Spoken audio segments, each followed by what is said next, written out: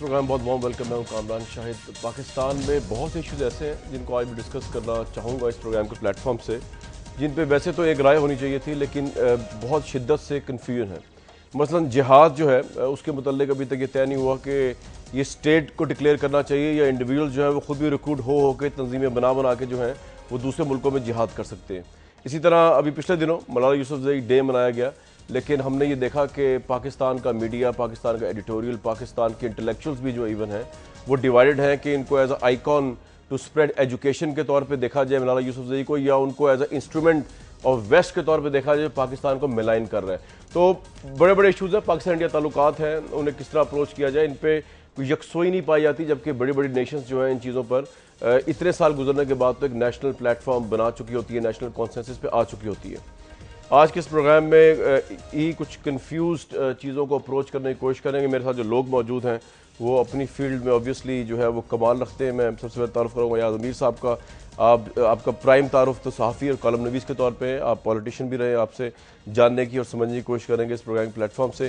सैयदा दीप साहिबा, बहुत warm welcome, समाजी कारकुन, institute for peace and secular studies की रूह रवा हैं, लाहौर बेस्ड हैं, बहुत वार्म वेलकम करते हैं आपको प्रोग्राम में। जैद हामिद साहब हैं, आप दिफाई तजिया निगार हैं और आप पिंडी इस्लामाबाद से जो हमें पिंडी से इस वक्त ज्वाइन कर रहे हैं। नसीम परवेज साहब हैं, साबिक ब्यूरोक्रेट, कराची से हमें ज्वाइन करेंगी। एयाज साहब, अगर आपसे बात का आगाज़ कर लूँ, आज आप एग्री करते हैं इस बात से कि जो मेजर इशूज़ हैं पाकिस्तान के, इंतहा पसंदी से लेके आगे तक, इन पे हम बड़ी कन्फ्यूजन का शिकार हैं? नहीं, बट डिवीजन ऑफ ओपिनियन कोई ऐसी चीज़ नहीं है। एडवर्ड स्नोडन जो है, जो अमरीकी, वो जो NSA का है, जो अभी मॉस्को में बैठा हुआ है, उसे कई अमरीकी कहते हैं गद्दार है, कई कहते हैं नहीं जी बड़ा इसने बहुत अच्छा किया है। तो डिवीजन ऑफ ओपिनियन कोई नहीं है ज़्यादा। क्या कहते हैं, बिल्कुल वो जहनी बीमारी की हद तक वो चीज़ ना हो जाए, जैसे हम कई दफ़ा जज्बात में चले जाते हैं। पर एक चीज़ को ऐसे, लेकिन कुछ थोड़ा सा, ये जैसे मलाला का आपने कहा, जी। भाई वो जवान लड़की है, बच्ची है, बहादुर लड़की है, उसे गोली का निशाना बनाया गया, पिस्तौल यहाँ पे रख के वो एक चीज़ के लिए स्टैंड करती है। तो ऐसी चीज़ों के बारे में तो इख्तलाफात नहीं होने चाहिए। जैसे सब तालिबान का मैं मौक़िफ़ इसलिए दे रहा हूँ क्योंकि उनका भी एक पॉइंट ऑफ व्यू उसके ऊपर आपके सामने पेश कर दूँ। वो कहते हैं जी जो आप पेश कर रहे हैं कि एजुकेशन स्टॉप करने के लिए उनको सिंबल के तौर पर पेश किया जा रहा है, वो इसलिए गलत है कि हमने तो किसी स्कूल को अब नहीं उड़ाया, हमने तो उनके ऊपर इल्ज़ाम ये नहीं था कि वो एजुकेशन कर रही थी, इल्ज़ाम ये था कि वो तालिबान के खिलाफ सो कॉल्ड या मुबैना साजिश में मसरूफ थी। इसलिए फिर उसके ऊपर भी हमें जिस तरह फरमा रहे हैं कि डिफरेंस ऑफ ओपिनियन से हमें अकोमोडेट करना चाहिए, तो इस पर भी अकोमोडेट करना चाहिए। फिर देखिए ना, तालिबान अगर एक तंजीम है, वो अगर इतना इंतहा पे पहुंचती है कि एक 16-15 साल लड़की पे एक टीम भेजती है जो उसे गोली मारती है, तो उसका मौक़िफ़ तो फिर सुनने के काबिल ही नहीं है इस मसले पे। ये बात बिल्कुल ठीक है कि जैसे वो UN में गई, उससे यही पता चलता था कि शायद मसला एजुकेशन का ही है सिर्फ, हालांकि ये नहीं है। वो एक तनाज़ुर उस हद तक ठीक है, लेकिन इसे मलाला को डीमनाइज करना, जैसे कई जो है मलाला ड्रामाजाई का नाम लेके उसे कह रहे हैं, ये कोई जहनी जो है ना, ये बीमारी का एक है। दीप साहब, आप एग्री करेंगी इस बात से कि डिफरेंस ऑफ ओपिनियन इतना हो सकता है कि तालिबान का पॉइंट ऑफ व्यू भी सुनाया जाए, या आप समझती है नहीं इस इशू के ऊपर पर्टिकुलर रद्द कर देना चाहिए, उस पर हमें कोई कन्फ्यूजन नहीं होनी चाहिए मलाला यूसुफजई के इशू के ऊपर? मलाला यूसुफजई का जो इशू है और इसके अलावा बाकी सारी जो आपने शुरू में कहा, मसला ये है कि हमने जब से पाकिस्तान वजूद में आया है, स्टेट का एक रेट्रिक हमने बनाया है कि यहाँ पे जो सही बात है उसको डिस्करेज किया जाए। एक नेगेटिव प्रोपेगेंडा, कॉन्स्पिरेसी थ्योरीज जो हैं, वो कॉन्स्पिरेसी थ्योरिस्ट जो हैं वो लोग बहुत ज़्यादा बड़ी तादाद में हैं, वो जिस तरह की चीज़ें चलाते हैं लोगों में मैसेज में चली जाती हैं। तो जहाँ पे लोगों को ये ना हो, मुझे अब यहाँ पे मैं कोई सच्ची बात करूँ जो मेरे ख्याल में ठीक है कि तालिबान ने ज़्यादती की, उसको मारा, और मुझे इतनी श्योरिटी ना हो कि मैं बाहर जाऊँगी तो मुझे मेरे पीछे लोग लग जाएंगे, मेरा जीना हराम कर देंगे। इस तरह के हालात जब आप पैदा करते हैं, किसी भी सोसाइटी में होते हैं, तो लोग कंफर्टेबल नहीं होते। लोगों के लिए ज़्यादा आसान ये तरीका है कि वो बात को आधा सच वाली बात जो है वो करें। तो मलाला यूसुफजई जिस बच्ची के ऊपर हमें फ़ख्र करना चाहिए कि उसने, अगर वो मर जाती तो बात में ही ख़त्म हो जाती, वो बच गई।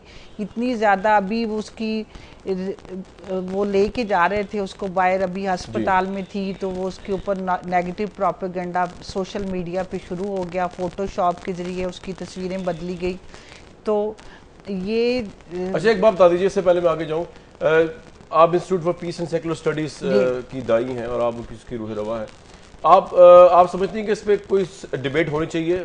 जिहाद जो है कि इंडिविजुअल अमल है, क्योंकि अब इसके बाद में अगला इशू जो है पाकिस्तान इंडिया कश्मीर के तनाज़ुम में उठाऊंगा, अफगानिस्तान भी, या समझती नहीं स्टेट के इंस्ट्रूमेंट है सिर्फ? असल में मसला ये है कि अगर शरीयत के हिसाब से देखा जाए तो किसी जगह पे, किसी हदीस में, कुरान की किसी आयत में ये लोग जो जहादी हैं ये साबित कर दें कि कहीं लिखा हुआ हो कि आप अपनी मर्ज़ी से जब चाहें आपको कहीं से पैसा मिले और आप उठ के जहाद पे चले जाएं, चाहे वो अफ़गानिस्तान में हो या कश्मीर में, अभी मिस्र और शाम और वहाँ पे भी ये सारे जहादी यहाँ से जा रहे हैं। तो ये इन्होंने खुद से बनाया हुआ है, ये ताकत का एक खेल है, वो लोगों को काबू करना चाहते हैं। तो आपने यहाँ पे हमारे एक मेहमान को भी बुलाया है जो खुद अफगानिस्तान में जहाद करके आए हैं, हाँ जी, और जो दिल्ली में पाकिस्तान का झंडा लगाना चाहते हैं, जिनकी इतनी एक्सेस है कि वो हर एजुकेशन इंस्टीट्यूशन के अंदर गए हैं, उनको सपोर्ट मिला है, उन्होंने बच्चों के दिमाग को ख़राब किया है। जो मेरे जैसे पीस पे बात करने वाले लोग हैं, मैं नहीं कहीं जाके बच्चों से बात कर सकती। कर सकते हैं, जी बिल्कुल। प्रोग्राम एक ब्रेक लेते हैं, वापस आते हैं तो कोशिश करेंगे ज़ैद हामिद साहब और नसरीन परवेज साहिबा को जो है प्रोग्राम में शामिल करें। हमारे साथ आज़मीर साहब मौजूद हैं और सैयद अदीब साहब मौजूद हैं। पाकिस्तान के अहम तरीन इशूज़ के ऊपर डिबेट और डिस्कशन करने की कोशिश करते हैं। वापस आते हैं एक ब्रेक के बाद।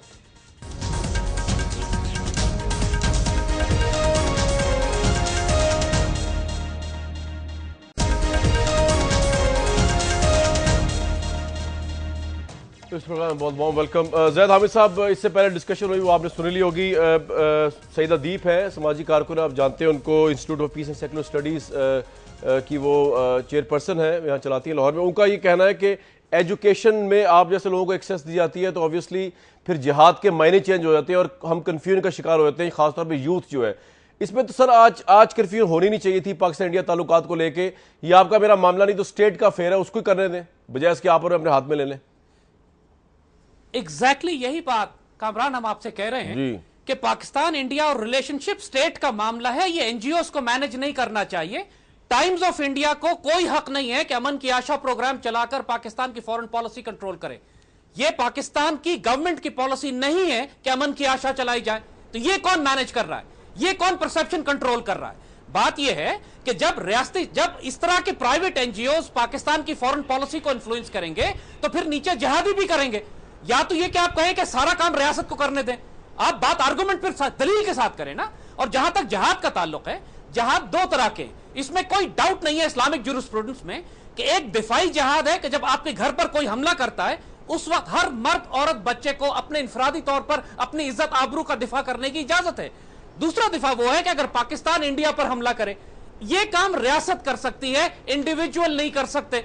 अब आप रियासत के रिप्रेजेंटेटिव हैं, आप रियासत के रिप्रेजेंटेटिव हैं। अफगानिस्तान की मिसाल दी, अफगानिस्तान की मिसाल में पाकिस्तान की रियासत का फैसला था कि हम अफगानिस्तान में सोवियत यूनियन को रोकेंगे। इसके लिए जहाद की मुजाहिदीन की मदद की गई, पूरी मुसलमान दुनिया हमारे साथ शामिल थी। तो इसका मतलब ये हुआ ना कि आज तो प्राइम मिनिस्टर ने कह दिया ना, आज तो प्राइम मिनिस्टर की स्टेटमेंट छपी हुई है हर जगह पे। उन्होंने कहा कि अफगानिस्तान में माजी की तरह मुदाखलत नहीं करेंगे, तो अब तो मुदाखलत नहीं करेंगे ना आप, सवाल ये उठेगा। पाकिस्तान की देखिए, जब से पिछले 13 साल से पाकिस्तान अफगानिस्तान में मुदाखलत नहीं कर रहा है। Please try to understand. अगर हम मुदाखलत कर रहे होते तो अमेरिकन को बहुत जल्दी दफन कर चुके होते, जैसे हमने सोवियत यूनियन को किया था। हमने अफगान तालिबान की मदद नहीं की। यह इल्जाम तो हमें अमेरिकन ने भी नहीं दिया कि आप अफगान तालिबान की मदद करते रहे या हिकमतयार की मदद आपने की है। बात यह है कि अमेरिकन को शिकस्त अफगानिस्तान में तालिबान के हाथों हुई है। पाकिस्तान के अंदर मुदाखलत तो हो रही है, पाकिस्तान ने तो 13 साल में मुदाखलत की नहीं। तो ठीक है, तो फिर एनजीओस भी मैनेज नहीं कर सकती, जाहिद हामिद साहब कह रहे हैं। अगर वो नहीं कर सकते तो कोई और भी नहीं कर सकते। जाहिद हामिद साहब जो हैं वो स्टेट के रिप्रेजेंटेटिव नहीं है, वो इंटेलिजेंस एजेंसीज और फौज के रिप्रेजेंटेटिव हैं। उन्हीं इंटेलिजेंस एजेंसीज जिन्होंने पाकिस्तान की इंडिया सेंट्रिक पॉलिसी बना के हमारे मुल्क का सत्यानाश किया, और हमारा इतना बड़ा बजट जो है वो डिफेंस में डाल के लोगों के पास खाने को कुछ नहीं, भूख से लोग मरते हैं। थ्रेट परसेप्शन तो है ना, मतलब इंडिया से थ्रेट परसेप्शन कहाँ लेके जाए? क्या थ्रेट क्या है? इंडिया से हमारा थ्रेट परसेप्शन है। जितने भी इनिशिएटिव लिए गए हैं वो सारे पाकिस्तान ने लिए। बच्चों को गलत हम स्कूल में पढ़ाते हैं कि हिंदुस्तान ने हमला किया। हमेशा जाहिद अहमद और इन जैसे बाकी जो लोग हैं ये मिल के उन्होंने ऐसे हालात पैदा किए कि नवाज शरीफ वाजपेयी को यहाँ बुला रहे हैं और उधर कारगिल में ये जंग छेड़ देते हैं, कभी पार्लियामेंट पे हमला, कभी मुंबई के टेररिस्ट अटैक। तो साथ जो है आपके कामरान, अभी ये बात सामने हो चुकी है कि इंडिया ने सारे हमले खुद करवाए। For God sake, friendly relation ये झूठ का नैरेटिव अब बंद कर दें। जी जैद साहब क्या फरमा रहे हैं आप? इंडिया, मैं ये कह रहा हूं कि ये अब नैरेटिव बंद कर दें कि मुंबई हमने कराया और पार्लियामेंट पे हमला हमने कराया। फॉर गॉड सेक, अब ये बात तो खुद इंडिया से सामने आ चुकी है कि इंडिया ने सारे फॉल्स फ्लैग ऑपरेशंस कराए। अब इस झूठ को अपने मीडिया पे बोलना बंद करवा दें। अच्छा जी, आप असल में इतना ये झूठ आपकी आवाज मेरे को क्या रही है? आप किस वजह से एग्री कर रहे हैं? करना चाहिए इस तरह की एक फजूल जो है बेसलेस बात। क्यों चक्कर में पड़ गए हैं? मसला है कि इंडिया के साथ हमारे ताल्लुकात कैसे होने चाहिए। ठीक है, खामखा कि हमें ना वो दिल फेंक हमें होना चाहिए जो कई दफ़ा हम अपने जज्बात में हो जाते हैं, ना हमें खामखा की दुश्मनी पैदा करनी चाहिए, ना हम इंडिया को अपना हमसाया तब्दील कर सकते हैं, ना वो हमें कर सकते हैं। हमारा जो रिलेशनशिप हिंदुस्तान के साथ है ये नॉर्मल रिलेशनशिप नहीं है।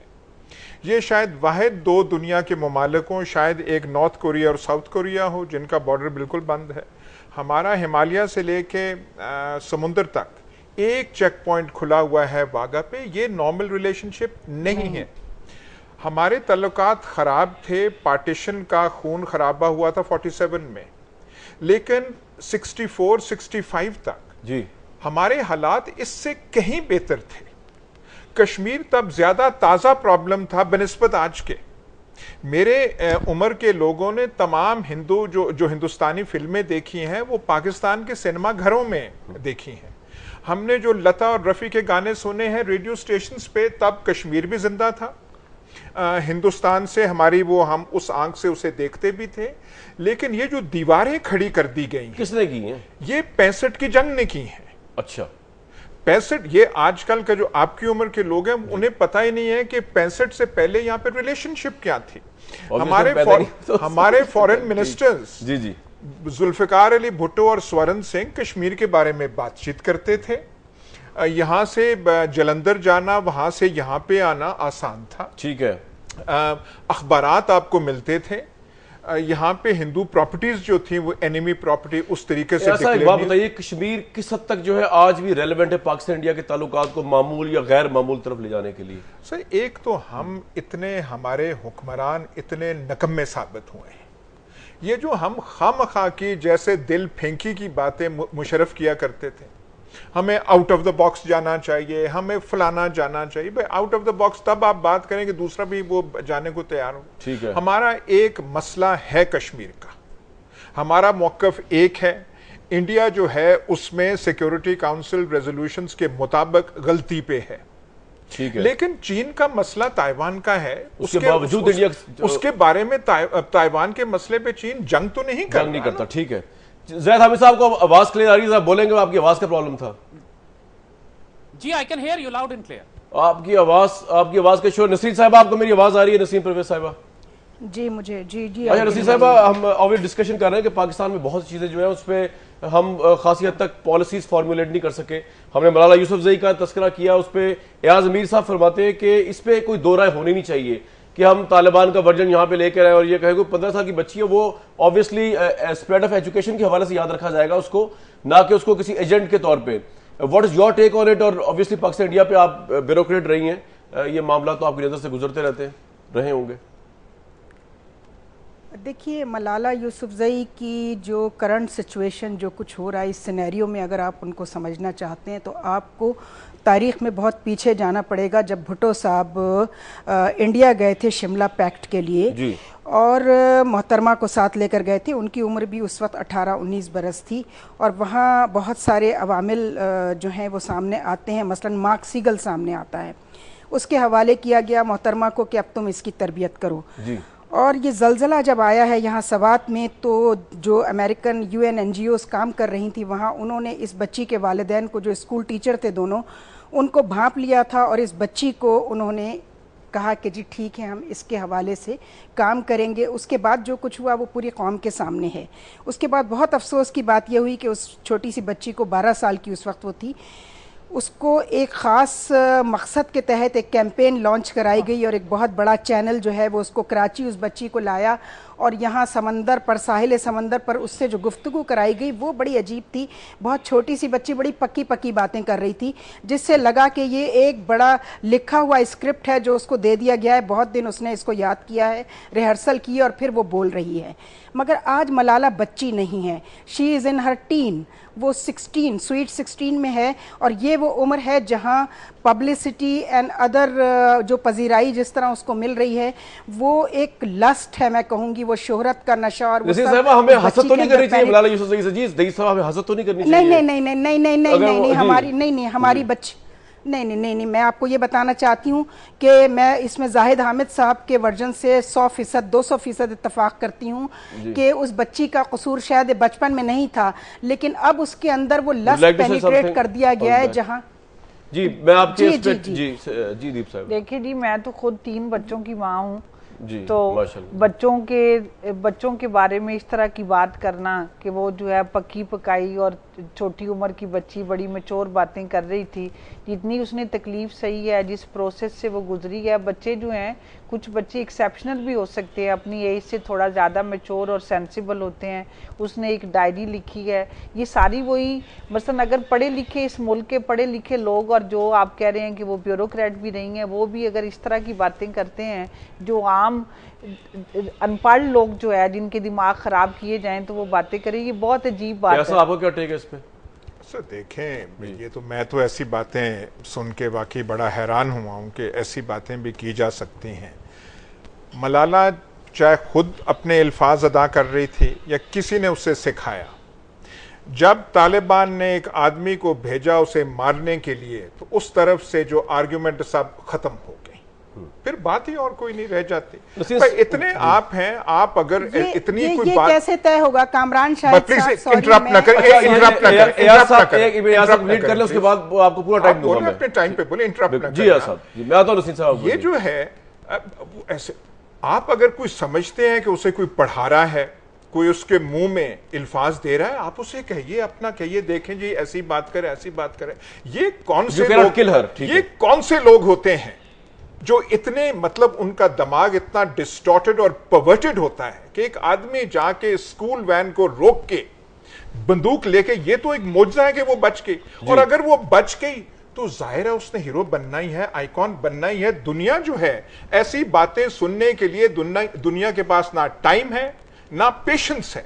जब गोली लग रही हो किसी को, आप कहें जी इसे वो साहिल पे लेके पढ़ा रहे थे, खुदा के वास्ते कुछ रहम करें अपने पे। आपके वर्जन से जो है वो ऐसा लग रहा है, एक परसेप्शन उभर सकती है, हो सकता है आप सही कह रही हो सकता है याजमीर साहब और ये सही कह रहे हो कि आप एक्सट्रीमिज्म को जो है यहाँ पे डिफेंड कर रही हैं, अपॉलोजेटिक हो रही हैं आप उसके लिए, हालांकि जब उनको गोली लगी उसके बाद सारी बातें खत्म हो गई। नहीं, हमारा मसला ही सबसे बड़ा ये है, हम 2 एक्सट्रीम्स पे रहते हैं। We are not balance people.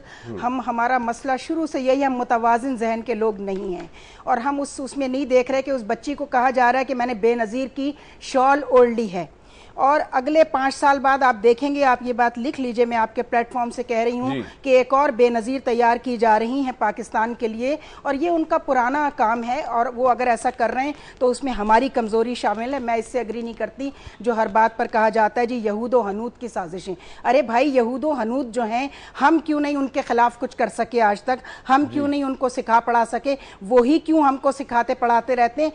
वैसे आर्गुमेंट जो है ना बड़ा बोल्ड आर्गुमेंट है, उसके लिए जो है वो जितना बोल्ड आर्गुमेंट है उतनी बड़ी जस्टिफिकेशन और एविडेंस नहीं होता। लेकिन अगर जैद हामिद साहब आप जी जस्टिफिकेशन है जी, वो क्या है? इस तरह की बोल्ड आर्गुमेंट का ये फायदा है। जी जैद साहब आपकी आवाज आ रही। जी जैद साहब आपका टेक, सॉरी आपकी आवाज का प्रॉब्लम हुआ था पहले। जी कामरान देखिए ये जो नैरेटिव दिया जा रहा है यहाँ पर, इस बात को हम थोड़ा सा मजीद आगे बढ़ाते हैं कि कुवैत पर हमला करने के लिए इन्होंने एक कुवैती अमीर की एक बच्ची थी जिसको मजलूम बनाकर दुनिया के आगे पेश किया कि इराकी सिपाहियों ने हॉस्पिटल्स पे हमला करके इनक्यूबेटर से 300 बच्चे निकाल के मार दिए।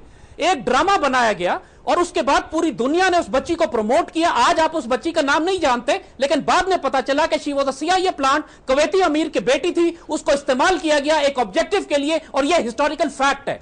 उससे पहले दूसरी जंग अजीम में एना फ्रैंक की डायरीज निकाली गई, वो भी 13-14 साल की बच्ची थी एना फ्रैंक के नाम से, और पूरी दुनिया में यहूदियों को मजलूम बनाकर इसराइल की रियासत के कयाम के लिए उसको जवाब बनाया गया। ये बातें तारीख में हो चुकी हैं। लेकिन हम ये बात ज़ैद हामिद साहब, मलाला यूसुफजई ने तो किसी अमेरिकन को मजलूम नहीं बुला के पेश किया हमारे सामने। मुझे मुकम्मल करने दें। मलाला यूसुफजई एक मासूम बच्ची है, उसको तालिबान जैसे दहशतगर्दों ने गोली मारी, इसमें कोई शुबा नहीं है, यह ज्यादती है। लेकिन अब इस बच्ची को डेवलप करके, इस बात की मैं 100% तायद करता हूं कि इसको यूज और मिस यूज किया जा रहा है, यह परसेप्शन देने के लिए कि पाकिस्तान के अंदर सारी बच्चों की तालीम खराब है, इस बच्ची को हीरो बनाया जा रहा है और इसकी ट्रेनिंग और उसकी ग्रूमिंग बाहर की जाएगी। और आप देखिएगा, मेरी बहन से जिन्होंने ये बात कही है कि चंद सालों के बाद आपको एक और बेनजीर या एक और एना फ्रैंक आपको मिलेगी पाकिस्तान। साहब एक मिनट, एक तो बहुत से लोग ऑब्जेक्ट करेंगे इस बात पे, एक और बेनजीर का मतलब क्या, मतलब इसको इस तरह सेटायर कर रहे थे कि बेनजीर भुट्टो जो थी वो कोई पाकिस्तान के खिलाफ मतलब उन्होंने पाकिस्तान को सर्व किया है, उनकी पॉलिसीज पे आप क्रिटिसाइज कर सकते हैं, but you can not challenge her credentials and her loyalty to this country. देखिए, बेनजीर भुट्टो की हम लॉयल्टी के क्रेडेंशियल्स की बात ना करें। She was a secular woman जो पाकिस्तान में एक वेस्टर्न इंटरेस्ट को प्रोटेक्ट करने के लिए गारंटी लेकर वापस आई थी, पहले दौर में भी और बाद में भी, इसमें कोई डाउट नहीं है। उन्होंने जो उनकी पॉलिसीज थी वो आपने जरदारी की पॉलिसीज में देख लिया है। चलिए, अब इसमें डिटेल इसलिए कि पीपल्स पार्टी को यहाँ रिप्रेजेंट कोई नहीं कर रहा, लिहाजा बात आगे। याज़मीर साहब, व्हाट्स योर टेक ऑन? एक तो मैं गुजारिश ही कर सकता हूँ, इल्तजा कर सकता हूँ कि जब दलील दे रहे हो तो इतना चीख के बात करने का मतलब क्या? कोई आपको अपनी दलील पे कोई शक गुजर रहा है जो आपने आवाज लाउड स्पीकर ऊपर करके वो बात करनी है?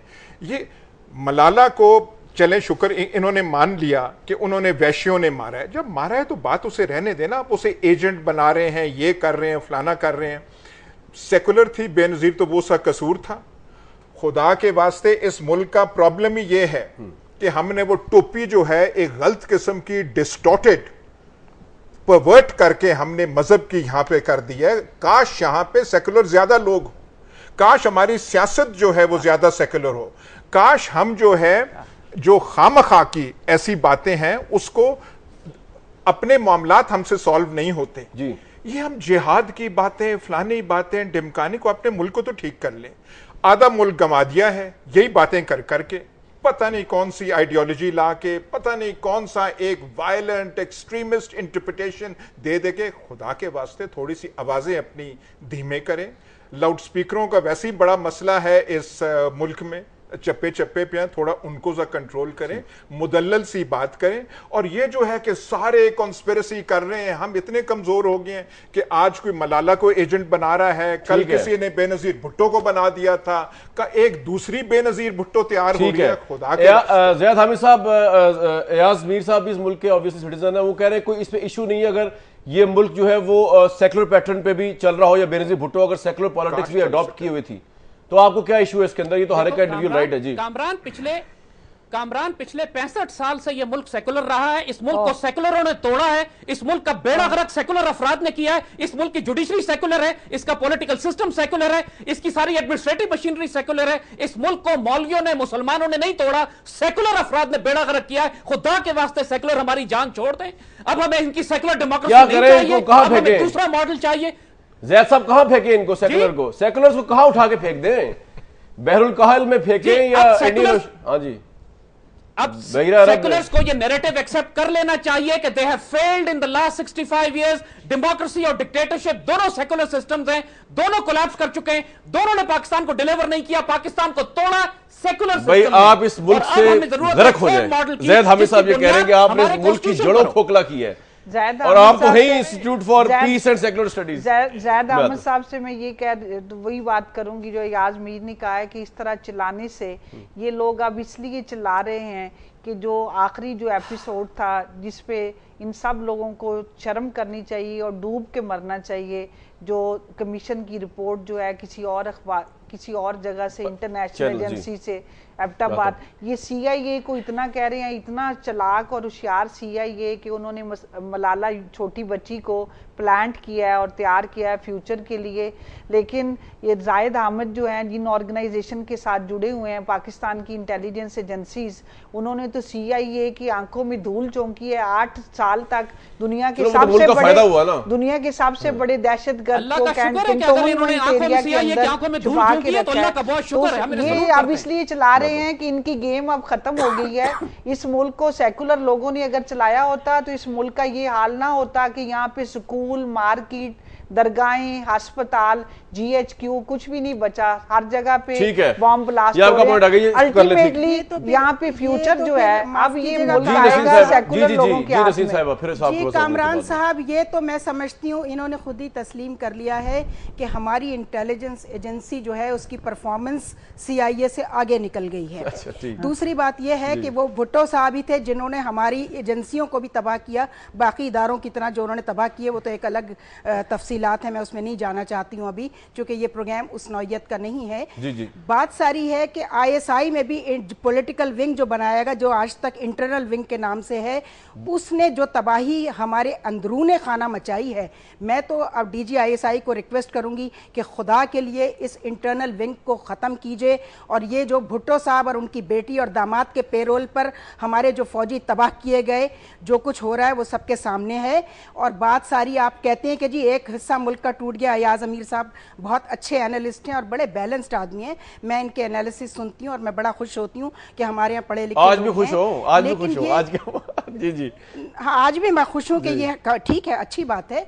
लेकिन ये मुल्क तोड़ने की बात करते वक्त ये भूल गए कि मुल्क तोड़ने वाला हीरो जो मगरबी पाकिस्तान में जिसने दोबारा इलेक्शन नहीं कराए और फिर ऐसा इलेक्शन कमीशन बनाया कि आज तक उस इलेक्शन कमीशन की क्रेडिबिलिटी 0 पर आ चुकी है।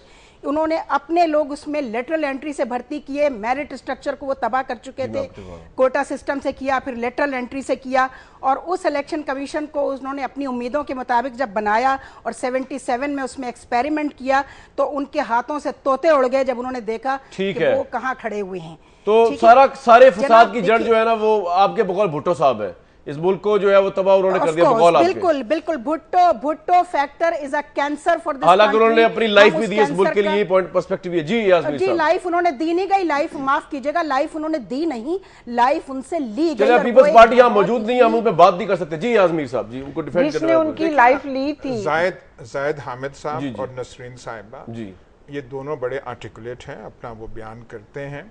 इनका एक नुक्ता नज़र है, ठीक है, और बहुत सारे लोग हैं इस मुल्क में जो इस नुक्ता नज़र के पैरोकार हैं, सब्सक्राइब करते हैं। पर कोई तो पैमाना होना चाहिए ना, कोई टचस्टोन होना चाहिए कि आपने क्या करना है। ये अपनी ये करें, तबलीग करें, अवाम के पास जाएं। अगर अवाम इनके नुक्ता नज़र को सपोर्ट करती है तो बिल्कुल जो ये चाहते हैं, खिलाफत चाहते हैं, जो चाहते हैं वो हो। पर अगर इनको सपोर्ट नहीं मिलता, अक्सरियत इनके साथ नहीं है, तो फिर क्या किस इशू पे आजमी साहब अक्सरियत इनके साथ होनी चाहिए नहीं होनी चाहिए? हम डिबेट किस पे कर रहे हैं? सेकुलरिज्म पे कर रहे हैं, इसी पे कर रहे हैं।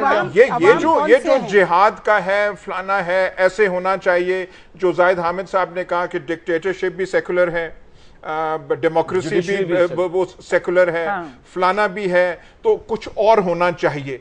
अवाम के पास जाएं। ठीक है, ब्रेक पहले जाएंगे जी, मैं आपके पास आऊंगा, लेकिन ब्रेक लेंगे पहले। मैं आपके पास आऊंगा जी, नसीर साहब आपके पास भी आऊंगा, जैद हामिद साहब के पास भी आऊंगा।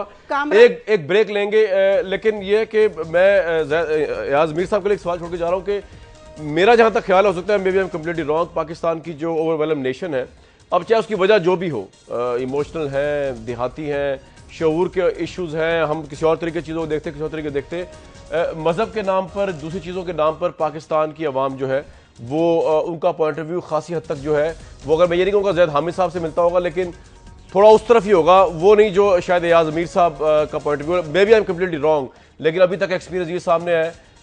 इस पर बात करेंगे व्यूअर्स प्रोग्राम में ब्रेक के बाद।